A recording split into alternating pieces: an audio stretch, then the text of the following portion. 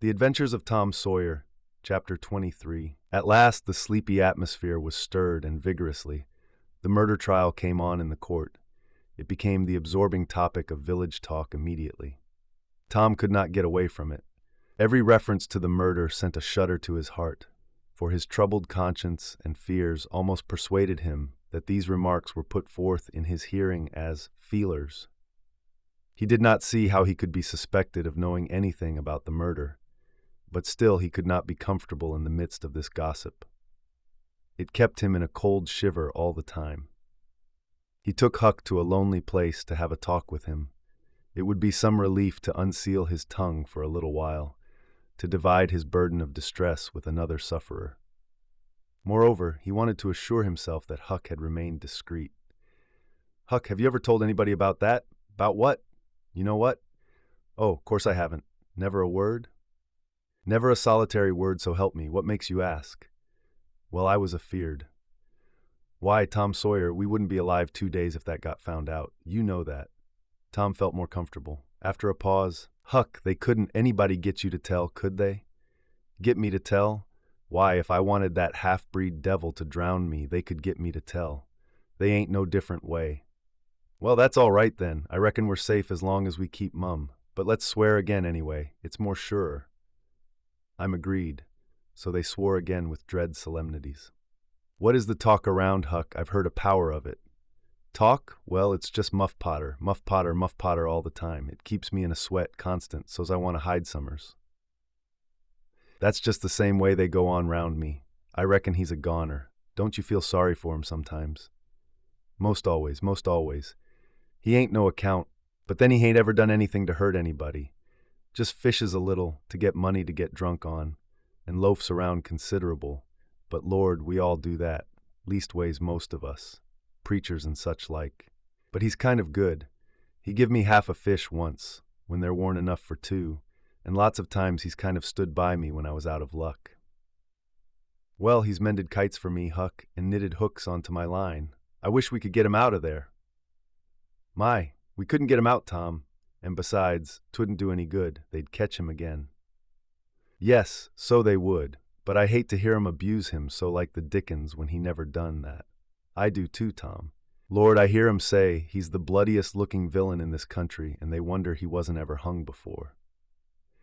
Yes, they talk like that all the time. I've heard 'em say that if he was to get free, they'd lynch him. And they'd do it too. The boys had a long talk, but it brought them little comfort. As the twilight drew on, they found themselves hanging about the neighborhood of the little isolated jail, perhaps with an undefined hope that something would happen that might clear away their difficulties. But nothing happened. There seemed to be no angels or fairies interested in this luckless captive. The boys did as they had often done before, went to the cell grating and gave Potter some tobacco and matches. He was on the ground floor and there were no guards. His gratitude for their gifts had always smote their consciences before. It cut deeper than ever, this time. They felt cowardly and treacherous to the last degree when Potter said, "You've been mighty good to me, boys, better'n anybody else in this town, and I don't forget it, I don't. Often I says to myself, says I used to mend all the boys' kites and things, and show 'em where the good fishin' places was, and befriend 'em what I could, and now they've all forgot old Muff when he's in trouble. But Tom don't, and Huck don't. They don't forget him, says I, and I don't forget them. Well, boys, I done an awful thing, drunk and crazy at the time. That's the only way I account for it. And now I got to swing for it, and it's right. Right. And best, too, I reckon. Hope so, anyway. Well, we won't talk about that. I don't want to make you feel bad you've befriended me. But what I want to say is, don't you ever get drunk, then you won't ever get here. Stand a litter furder west. So that's it. It's a prime comfort to see faces that's friendly when a body's in such a muck of trouble, and there don't none come here but yourn. Good friendly faces. Good friendly faces. Get up on one another's backs and let me touch 'em. That's it. Shake hands. You don't come through the bars, but mine's too big. Little hands and weak, but they've helped Muff Potter a power, and they'd help him more if they could. Tom went home miserable, and his dreams that night were full of horrors. The next day and the day after, he hung about the courtroom, drawn by an almost irresistible impulse to go in, but forcing himself to stay out. Huck was having the same experience. They studiously avoided each other.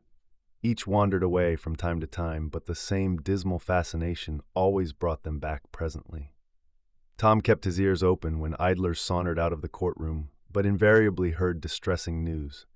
The toils were closing more and more relentlessly around poor Potter. At the end of the second day, the village talk was to the effect that Injun Joe's evidence stood firm and unshaken, and that there was not the slightest question as to what the jury's verdict would be. Tom was out late that night and came to bed through the window. He was in a tremendous state of excitement. It was hours before he got to sleep. All the village flocked to the courthouse the next morning, for this was to be the great day. Both sexes were about equally represented in the packed audience. After a long wait, the jury filed in and took their places. Shortly afterward, Potter, pale and haggard, timid and hopeless, was brought in with chains upon him and seated where all the curious eyes could stare at him. No less conspicuous was Injun Joe, stolid as ever. There was another pause, and then the judge arrived and the sheriff proclaimed the opening of the court. The usual whisperings among the lawyers and gathering together of papers followed. These details and accompanying delays worked up an atmosphere of preparation that was as impressive as it was fascinating. Now a witness was called who testified that he found Muff Potter washing in the brook at an early hour of the morning that the murder was discovered, and that he immediately sneaked away. After some further questioning, counsel for the prosecution said, "Take the witness." The prisoner raised his eyes for a moment, but dropped them again when his own counsel said, "I have no questions to ask him." The next witness proved the finding of the knife near the corpse. Counsel for the prosecution said, "Take the witness. I have no questions to ask him." Potter's lawyer replied. A third witness swore he had often seen the knife in Potter's possession. "Take the witness." Counsel for Potter declined to question him. The faces of the audience began to betray annoyance. Did this attorney mean to throw away his client's life without an effort? Several witnesses deposed concerning Potter's guilty behavior when brought to the scene of the murder. They were allowed to leave the stand without being cross-questioned. Every detail of the damaging circumstances that occurred in the graveyard upon that morning, which all present remembered so well, was brought out by credible witnesses. But none of them were cross-examined by Potter's lawyer. The perplexity and dissatisfaction of the House expressed itself in murmurs and provoked a reproof from the bench. Counsel for the prosecution now said, "By the oaths of citizens whose simple word is above suspicion, we have fastened this awful crime, beyond all possibility of question, upon the unhappy prisoner at the bar. We rest our case here." A groan escaped from poor Potter, and he put his face in his hands and rocked his body softly to and fro, while a painful silence reigned in the courtroom. Many men were moved, and many women's compassion testified itself in tears. Counsel for the defense rose and said, "Your Honor, in our remarks at the opening of this trial, we foreshadowed our purpose to prove that our client did this fearful deed while under the influence of a blind and irresponsible delirium produced by drink. We have changed our mind. We shall not offer that plea." Then to the clerk, "Call Thomas Sawyer." A puzzled amazement awoke in every face in the house, not even excepting Potter's. Every eye fastened itself with wondering interest upon Tom as he rose and took his place upon the stand. The boy looked wild enough, for he was badly scared. The oath was administered. "Thomas Sawyer, where were you on the 17th of June, about the hour of midnight?" Tom glanced at Injun Joe's iron face, and his tongue failed him. The audience listened breathless, but the words refused to come. After a few moments, however, the boy got a little of his strength back and managed to put enough of it into his voice to make part of the house hear. "In the graveyard. A little bit louder, please. Don't be afraid. You were in the graveyard."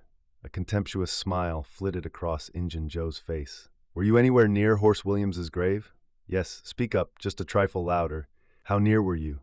"Near as I am to you. Were you hidden or not?" "I was hid." "Where?" "Behind the elms that's on the edge of the grave." Injun Joe gave a barely perceptible start. "Anyone with you?" "Yes, sir, I went there with—" Wait a moment. Never mind mentioning your companion's name. We will produce him at the proper time. Did you carry anything there with you? Tom hesitated and looked confused. Speak out, my boy. Don't be diffident. The truth is always respectable. What did you take there? Only a dead cat. There was a ripple of mirth, which the court checked. We will produce the skeleton of that cat. Now, my boy, tell us everything that occurred. Tell it in your own way. Don't skip anything, and don't be afraid.